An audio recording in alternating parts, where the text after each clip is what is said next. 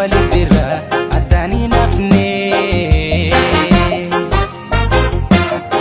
bitaa mirgaan nutti duulanis numa deemna jilballaafne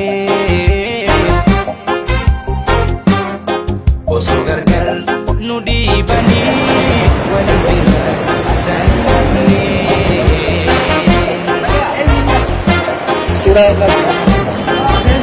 Ma kasih termin ada sih? Kamera bahkan nasel. Ngalim beca. Jabale jabala anna, tokone ifatibana, tokone ifatibana. Nubasi fite sanati, gato kanati.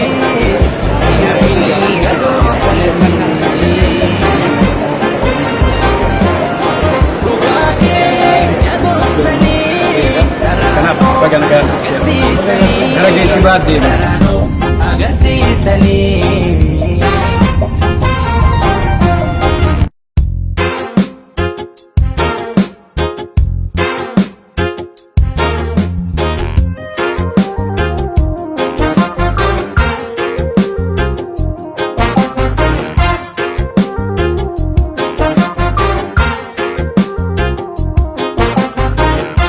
Mirkan nuti dulanis numa demna jilba hilafne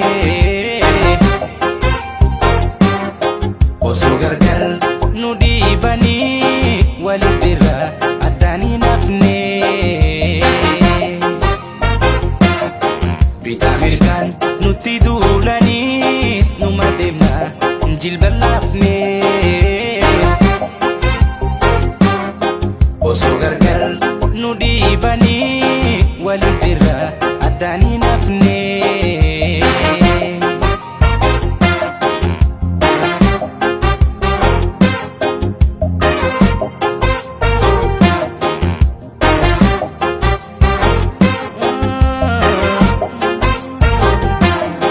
jabale jabara anna tokone ifatibana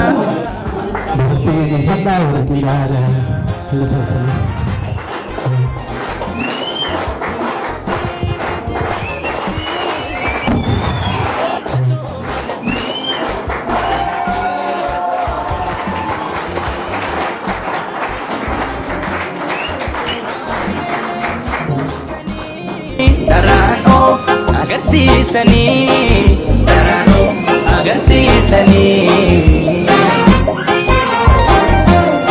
Hamate bai edukani, bariu taguyani, bariu taguyani. Menin berdabbatuudhaaf wajjin jiraachuudhaaf seenaa guguddaa wajjin dabarsina jedhee jira. Kanaafis OMN nuufa jiraatu nuufa dagaagu jenna.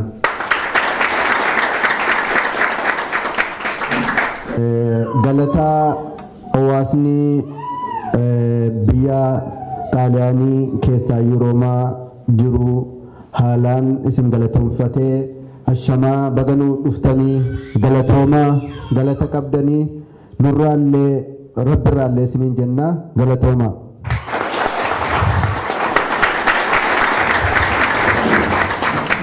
Ittaan Sudaanis hawaasni keenya akkuma kanaan dura waa'ee OMN'n ilaalchisee irratti haala hedduudhaan hojjetaa ture.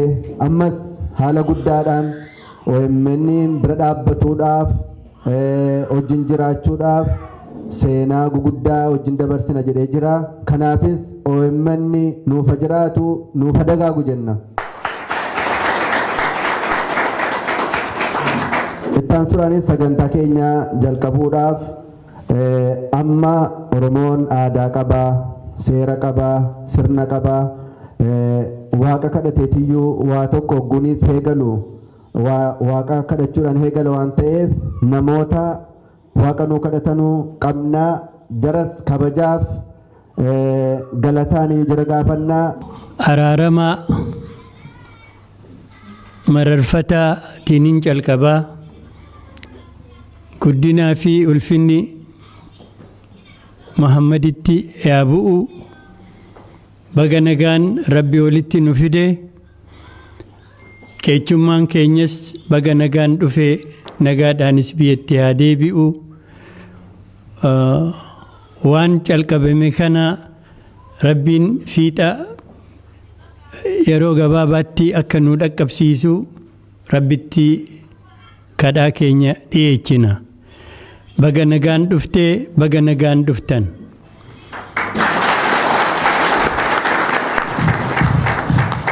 Saniin calqabee ummata kana waan amma itti jiru, haala inni itti jiru kana keessaa fuulduratti deemee akka hinjifatu nama warraaqsuudhaan wanna rakkate, wanna duubatti hafe, wanna dhokatee dubbatame, wanna dhokatee hojjetame hundumaa fuulduratti baasuudhaan nama dammaqsiisuu isaatiif guddaa galata isaafis warra isaa wajjin jiruufis Rabbii isa uumeefis dhaqqabsiisna. Wanni silaa gizee fagoo jiru itti dubbattanii isarraa hubachuu hin dandeenye yoo jiraate ammaan tana kophaattis ta'ee ummatuma kanaa wajjiniinis ta'ee waan fuulduree warraaqsi Oromoo kun itti deemaa jiru, wanni rakkate bakka itti rakkina itti jiraate, bakka itti wanna fala qabu hundi keessanuu yaaddanu isaa wajjin walitti dubbachuudhaan marii bareedaa walirraa fudhachuu danda'amaa. Kanaafi hundi keessanuu kanaaf qophaahaa. Rabbiin hunda keenyaa nagaa haa godhu. Lafa Oromoo tana rakkina keessaa Rabbiin baasee of dandeessee ofiin bultee nama sii filattee nama siitirraa wajjiniin wanna isiidhaa tolu hundumaa hojjechuu akka dandeechuu saniin Rabbi nu haa dhaqqabsiisu. Wassalaamu alaikum, nagaatti ta'a. Oromoon yaa Waaqayyoodha. Uumama lubbuu qabuuf hundumaafuu Waaqayyo waammata. Lola lolu keessattis Waaqayyoon dhaadatee amanateetitti mo'icha argata. Nuyis egaa aadaa duruma gadaa keenya keessatti Waaqa waammannee nunis Rabbiin Waaqaan waammannee isaan amanannee ittiin mo'icha arganna. Kan nuti argeenyas maqaama tokkoon Oromummaa gaaddisa sana jalatti qabamuudhaanii maqaa sanaan walitti asitti argamne. Kanaafi Waaqa asin nu gahee galateeffannaa, galanni isaaf haa ta'u.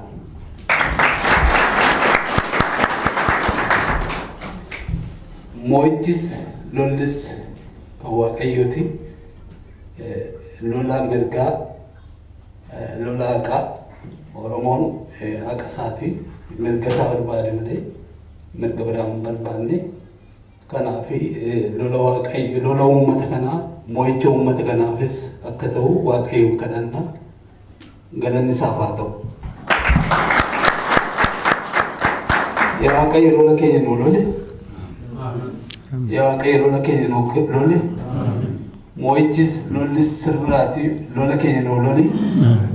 Mirga namaan barbaanne, haqa namaan barbaanne, mirga uummata kanaa, imimmaan uummata kanaa, lubbuu garmalee baddu, lafee garmalee cabdu nu oolchi.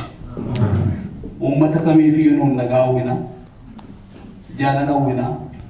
Jaalalli furtuu hundaati. Uummata keenyaaf jaalala baay'ise. Jaalala nu gidduutti baay'ise. Gaggeessitoota keenyaaf hubannaa kenna.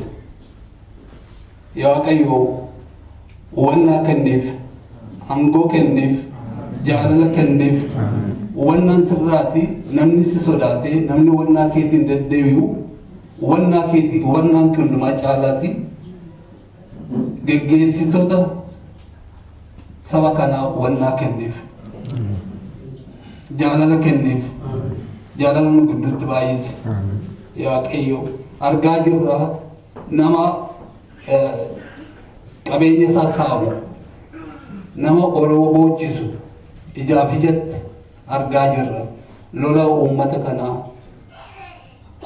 lola saba keenyaa ati lolole amma si amanannaa si waammannaa yaa Waaqayyo jedha Oromoon yaa Waaqi jenna amma sirra deddeebinee yaa Waaqi yaa Rabbi uummata kee bilisoomsi amma sirra deddeebinee uummata kee bilisoomsi imimmaan saba keetii raaq uummata kee bilisoomsi bilisa gootee uumtee bilisni sirraati bilisa godhee uume uummata kee bilisoomsi ammas maqaa kee waammanne siin lolla maqaa keetiin baanee galla ati lola irra nu oolchi.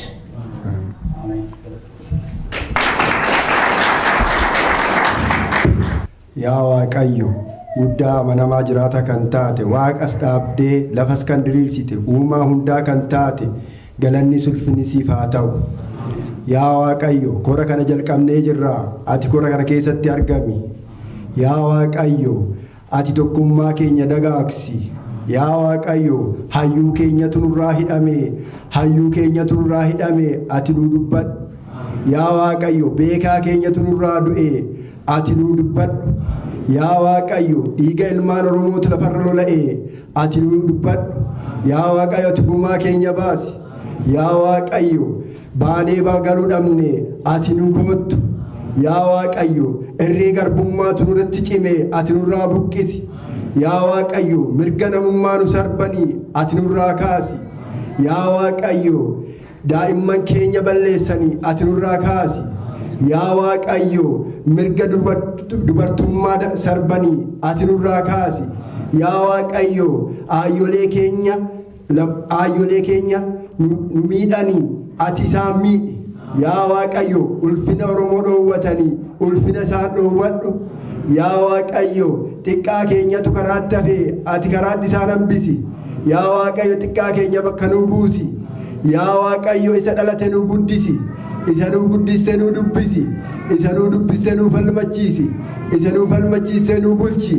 Isa bulche dagaaksi. Hundumti keessanuu bakka kanatti kan argamtan eebbifamaa dagaagaa horaa bulaa gadaan qufaaf gabbina.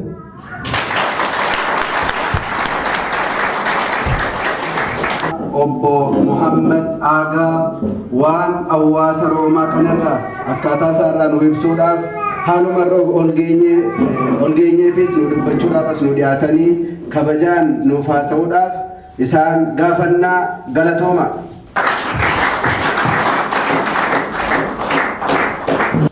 Uummanni keenya waggoota hedduurraa qabanii miidhaan adda addaa irra ga'uun guyyarraa halkanirraa kun ajjeefamuun kun hidhamuun waan Oromiyaa keessatti deemaa turee fi ammas waan deemaa jiru sun hunduu yaadatamuu. Kanaafuu namoota keenya akka wareegaman mirga isaaniitiif yeroo tokko hunduu ol kaanee kabajaan akka hayyee galatooma. Kanarratti aansuun guyyaan irraa guyyaa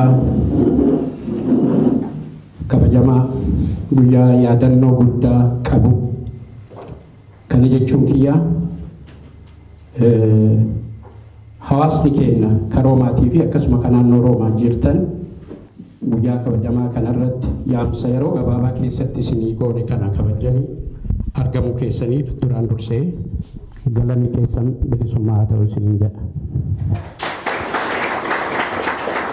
Kanarratti aansuun guyyaa kabajamaa kanarratti argamuuf dhugaa nuti yeroo baay'ee Jawaar Mohaammed akka nu dhufee nu laallu yaada qabna ture.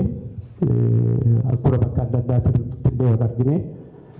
Jawaar yommuu irra gortaa waan jedhu yeroo maraa inni gaafa isinitti tolee homaa rakkoon takka hin jirtu dhufee isin laalaa naan jechaa ture.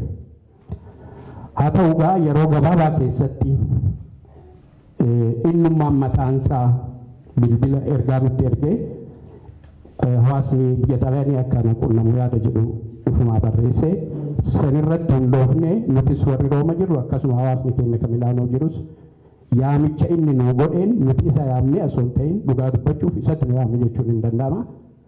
Asoo kabajaa guddaa uummata Oromoo biratti asoo kabajaa guddaa uummata haqa namaatiif socho'u biratti asoo kabajaa guddaa qabu keessa'uu Jawaar Muhammad hawaasa biyya Xaaliyaan jiru Milaanos ta'ee Roomas kabajaa guddaa isaaf qabna. Kabajaan inni nu godhe Rabbiin kabajaa guddaa isaaf haa kennu jechuun barbaada. Kanarratti aansuudhaan gabaabsee waa'ee Oromiyaa Miidiyaa Neetwoorkii kana tuquun barbaada. Dhugatti akkasuma isin hunduu yaadattan namni hunduu kun ka'ee isaatti kun ammoo jireenya mataa isaa jiraachuu irratti hundaa'ee waa'een uummanni Oromoo hayyoota meeqatti dhabe waggoota meeqatti dhabe sun hunduu qabbanoofte hamileen hayyoota keenyaa hamileen uummata keenyaa hamileen uummata Oromoo hundaa tuqumurratti hundaa'e addaan faca'ee ture. Garuu akkuma isin hunduu hubattan waggaa 3 har'aa Jawaar Muhammad gabbahee dhugatti akkuma uummata Oromoo biratti galata qabu fuula Rabbii duratti illee hojii dhimma hojjete ka haqaa ka dhugaa ka haqa uummata isaa ka haqa biyya isaa waan ta'eef fuula Rabbii duratti illee haqa sana akka argatu Rabbiin isaa haa godhu isaan jechaa. Akkuma yaadattan Aljaziizaa irra taa'ee ati durri ati biyya sammoo ati eenyummaa keeti jedhanii yeroo gaafatamu ani eenyummaa kiyya jedhe dhugaa hunduu eenyummaa keenyatti dura biyyiti yoo nuti argamin hin argamtu. Oromoo first jedhee dubbachuun isaa suni warroota hedduuf dhukkuba yoo ta'e nuuf ammoo gola keessatti hafne san keessa akka gabbaanu nu godhu. An dhugaa dubbachuuf yaadattan isin hunduu addaan facaanee ture. Eenyummaa keenya dhabnee ture. Namoota nugadii namoota nungeenye jalatti mataa keenya ol qabadhaan Awurooppaa kana keessa turee jira. Yeroo dheeraaf qaanii keessa ture. Kanaaf dhugaa dubbachuuf waggaa 3 har'aa gabbahee mucaan kun yeroo biyyaa bahu Jawaar hin dhalanne jechuu hin danda'a. Dhalattus ijoollee xiqqaa. Garuu jireenya kiyya keessatti waan hedduu kalee itti ifaanye san har'a eenyummaa keenyatti dhabne san dhugaa dubbachuuf Jawaar Muhammaddu eenyummaa keenya nuti Oromoo ta'uu keenya akka dubbannu fuula diinaa dura dhaabbannee boollee akka dhaabbannee dubbannu kan godhe isa jechuun hin danda'ama. Kanaan dhugaa dubbachuu barbaada. Annamallee faarsee hin beeku garuu akka amantii keenyatti illee namni hin faarfamu namni tokko immoo yoo dhugaa Rabbiitiif yoo dhugaa haqa uummata isaatiif ka hojjetu taate wanni hin faarfamne hin jiru. An Jawaariin faarsuuf miti dhugaa inni godhe waan inni hojjete hojiin Jawaar dhugatti seenaa uummata Oromoo keessatti har'as boris nama bakka guddaa qaba. Keessoo isin dhaloonni haarofni namoonni akkanaa kun isin keessaa argamuun dhugatti hedduu hamilee gaarii yeroo gaarii dhalattanii yeroo gaarii argitee qabdanii kanaaf waan inni hojjetu Jawaar boroo balleessaa qabaate nama dura dhaabbatu keessaa tokko an Jawaar arda yoo ammoo namni Jawaar irra daran ka hojjetu yoo as ba'e namni saba kiyyaa namni Oromoo tokko haala wasaalan jechuun nagaa naa haa dhufu wajjin dhaabbata.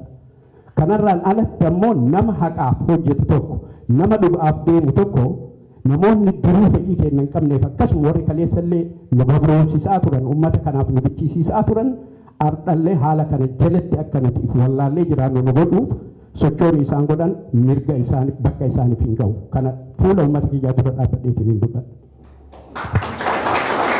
Kanaaf gara hawaasa kiyyaa yoo deebi'ee biyyi Xaaliyaanii kun 19 duratti Awurooppaa kana keessatti bakkeen hawaasni Oromoo itti dura jechuun London dura ta'uu mala Jarman dura ta'uu mala warri Jarman jiraatanis maanguddootuma akka kiyyaatti wanni isaan godhan homaa iddoo kan jirtu natti hin fakkaatu baaduma isaanii abbuuqaa turanii dhiifama jecha kanallee jedhanaa darbii nama falchaa.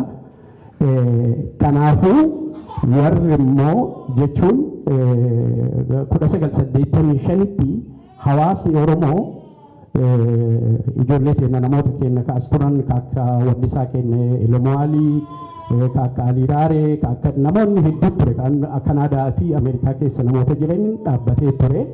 Eegas booda immoo haalli jiru haalli duratti tuqaa turre kun namni gara yeroo biyya tana dhufu gara nama 2,000 oltu biyya tana ture Oromoon callaan yeroo sanitti hedduu sochoonni gaarii godhamaa ture hawaasni Oromoo mootummaa biratti beekame haala gaariin deemaa ture. Booda irratti immoo haalli siyaasaa Oromootis dadhabaa yeroo deemu akkasuma namoonni biyya kana turanis gara biyya biraa deemuun hawaasni keenya qabbanaa'ee ture. haa ta'u ammoo waggoota sadeen keessahuu akkuma Oromiyaa miidhaan eega dhalate booda kabajaa guddaa qabaa fi qeerroo teenya taas keessa jirtu ijoollee teenya warra rakkoo adda addaa keessa dabranii yaadatan isin hunduu waan dubbachuu barbaachisu jiru miidhaan hiriyoota isaanii meeqaaf bira dhabanii bishaan kana keessa dabranii as gayanii arda akkuma kaleessa 1985 irraa ila 2005 hawaasni Oromoo ijaaramee biyya Xaaliyaanii tana keessa ture arda dhaloonni haarofni asitti argamanii akkanatti haala nama gammachiisuun ana maanguddoo biyya sana jirullee kun akkana jaarsana gabbahi jedhanii ganna baasanii haala arda jirra jiru kanarraan nu gayanii kanaafuu hawaasni keenyas galata guddaa waan qabaniif galata galchaafi. Akkuma duratti jedhe warroonni dhuftanii hawaasa keenya keessatti argamtan kan dura akkuma duratti jedhe Jawaar Mohammad akkasuma obbo Ahmad Gishee akkasuma obbo Dammaqaa Nagaasaa akkasuma obbo Muhammad Ahmad hundi keessanuu hojii isin hojjechaa jirtan hojii nu boonsu hojii uummata keenyallee boonsisutti jiru har'a warra biyya alaa kana jiru dhiisii warra biyya keessa jirullee socho'a isin gootaniin uummata Oromootti hojjechaa akka jiran wanti isin alaa dhiibban isin alaa godhutti jirtan biyya keessatti har'a uummata fidiyoo kakalee jibbaa ture sanillee karaarra kaa'ee hiriira gaariirra kaa'ee haala gaariin uummata keenya cinaa dhaabbatanii har'a uummata keenya dhiisii uummata mollaa keenya jiru sabaaf sablammoota nu cinaa qubatu haala gaariin Oromoo bira dabranii uummatuma sanuu uummata keenyaaf isaan iddoo nagaa uumuuf biyya san keessatti nageenyi akka argamu uumuuf hojiin isaan godhaa jiran kun hunduu kan isinirraa biqilee waan ta'eef hojii keessan akka eegaltanii itti fufaa nuti waan dandeenyen yeroo hunda hamma isin uummata Oromootiif karaa ta'u irratti bobbaatan nullee isin cinaa jirra. Jawaar kaleessa waan uummata Oromoo fuuldura uummata miliyoona 50tti lakkaa'amu fuuldura dhaabbattee dubbatteetu jira ni yaadadha. Hagaruun biyya jirtu karaa dhugaa irratti karaa haqaa irratti uummata kiyyaaf haga lafa dha'utti ni hojjedha jedhee dubbatee itti fufii haalli irra jirtu homaa gufuun namni tokko yoo hojjete namni biraa ammoo akka nama hojjetu san irratti bobba'uu waan jiru nafxanyaa callaa osoo hin ta'in namoonni keenyallee walirratti bobba'uutti jirra duratti obbo Asaffaan waan tuqe qaba asuma du'aayii godhu ergaan inni dabarsee hedduu ergaa argitee namoota keenya rakkoo nuti qabnu Oromoo maaliif walirratti akka duulu maaliif ergaa diinaa taanee waggoota hedduuf ergaa diinaa taanee turre har'a ammoo eega eenyummaa keenya barrees ammallee ergaa diinaa taanee walirratti bobba'uun kun hedduu waan nama gaddisiisuu kanaafuu bakka jirtan hundatti wal dhageeffadhaa wal kabajaa namoota uummata keessaniif hojjetuuf humna qabdanii qabeenya qabdanii cinaa dhaabbadhaa kanaafuu ammas waan qabnuun waan dandeenyen har'as borus nuti Oromiyaa miidiyaa cinaa jirra. Oromiyaa miidiyaa callaa osoo hin ta'in miidiyaan adda addaa kan uummata keenyaaf hojjetu karaa haqaa irratti hojjetu yoo jiraate taate humna qabnuun akkuma Oromiyaa miidiyaa cinaa dhaabbannu isaan cinas dhaabbanna galatoomaa galanni keessan bilisummaa ta'uu naa jiraadha fayyaanaadhaan. Obbo Waaqa galatoomii ammas sagantaan keenya itti fufaa kanattaan suudhaan sagantaa walaloo gabaabaa ta'e tokko qabna sana kan nu dhiyeessu obboleessa kiyya gammachuu yookaan immoo muftii kan jedhamudha nu galatooma.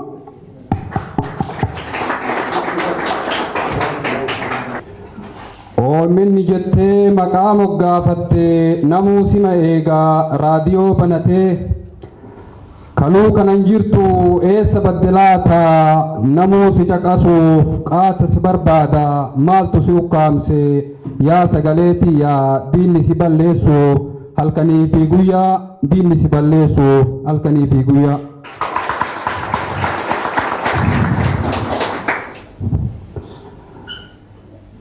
Galatooma hunduu tuuttoo inni maqaa himeen fixu baay'ina isaanii maqaa himeen fixu baay'inni isaanii naa galatoonfadha bakkuma jirtanii naa galatoonfadha bakkuma jirtanii. Hunda himeen fixu garii maqaa kaasaa yoomuu nuuf jiraadhu Dammaqaa Nagaasaa wayyaanatti taate bombii fi rasaasa wayyaanatti taate bombii fi rasaasa. Muhammadu jira qindeessaan kaamiraa muuxannoodha qabaa isa bara dheeraa nuu jiraadhu yoomuu hamtuun sin argini rabbiin nu haa godhu rabbiin nu haa gahu bilisummaani rabbiin nu haa gahu bilisummaadhaan. Farhaan Abdusalaam sida gadheeseete Farhaan Abdusalaam sida gadheeseete dadhabe hin jettu halkan guyyaa ceete hundaayyuu gulaaltee gaddaa fi gammachuu mindaan kee rabbirraa obsi yaadini OMN wajjin Oromiyaa irratti rabbiin nu haa galchu gammachuudhaani rabbiin nu haa galchu gammachuudhaani. Ahmad Gishee qabna ka akka Joohaari xiqqoma seeqata homuun qabu aari xiqqoma seeqata homuun qabu aari jabaadhu hayyuu koo homaa hin shakkini rabbiif sii kadhanna hamtuu sin argini rabbiin sii kadhanna hamtuu sin argini. Yaa sagalee tiyya amma si deebisa qilleensa gubbatti achirraa bookkifta abbaa isa hayyetti achirraa bookkifta abbaa isa hayyetti. Isaan si balleessuuf halkaniif guyyaa xaaru ati yoomuu jirta kaare haa aaru ati yoomuu jirta kaare haa aaru. Lallisii dagaagii addunyaa ol gahii sagalee teessaniin diina ofirraa dhahii sagalee teessaniin diina ofirraa dhahii.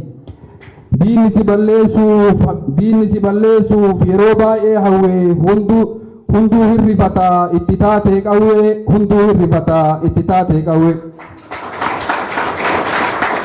Jabaadhoo emmen gootasii jaare hundee gassi dhaabee namuu sitti xaare hamtuun sin argini yaa sagalee tiyya yoomuu sitiifadha narraan batinniya yoomuu sitiifadha narraan batinniya. Guddadhu lalisii bakka yaadde gahii irree tokkummaatiin diina ofirraa dhahii dagaagii bal'adhu Oromiyaa wal gahii dagaagii bal'adhu Oromiyaa wal gahii. Galatooma. Taansuudhaanis sagantaan keenya itti fufaa ammallee turrullee hin jalqabne malee hin finne nuti Oromoon akkuma duraan ayyonni maanguddoonni beektonni kaasutti Oromoon seenaa guddaa qaba seenaa yookaan sa'a tokko lama dubbannee yookaan dubbatame dhumu miti nuti hayyoota qabna barattoota qabna biyya keessattis kan biyya alaa jiranus abbootii qabna matootii jira sana keessaas har'a akkuma silaa dubbatamaa ture obbo Jawaar kan nuti akka bakka biraatti bookkisutti eegaa turre nu keessaa tahaniitiyyuu nu caqasan kun akka hawaasaatti maqaa rabbiitiin hin galatoomfannaa nu jiraadhu jennaan harka nuu dhaafe. Kanaafis Oromoon gootota hedduu qaba kan barate hedduu qaba garuu haala yerootii hukkaamse hin jiru jechuu hin dandeenyu. Haa ta'u malee obbo Jawaar biyya keessattis biyya alaattis qilleensarraa OMN nu oolchuudhaan addunyaa kana nuti qilleensarratti bilisoomsinaa amma qilleensarratti bilisoomneera jedheetiyyuu waggaa 3 gannu gallakkise teenyetiyyuu ala teenya caqasaa oolle garuu amma biyya keessattillee qeerroon warreen haangoo qaban biyya keessaa illee galatoonfatamu hin galatoonfannaa warra OPDO jedhamu illee har'a dhugaatti duraan harka galchumaa turre har'a immoo harka rukunnaa fi harka nuu dhaafe. Maaliif obboleen keenya achi dhaabbataniitiyyuu diinni afamuuza qawweetti qabee hin rukunna jedheetuma jiruyyuu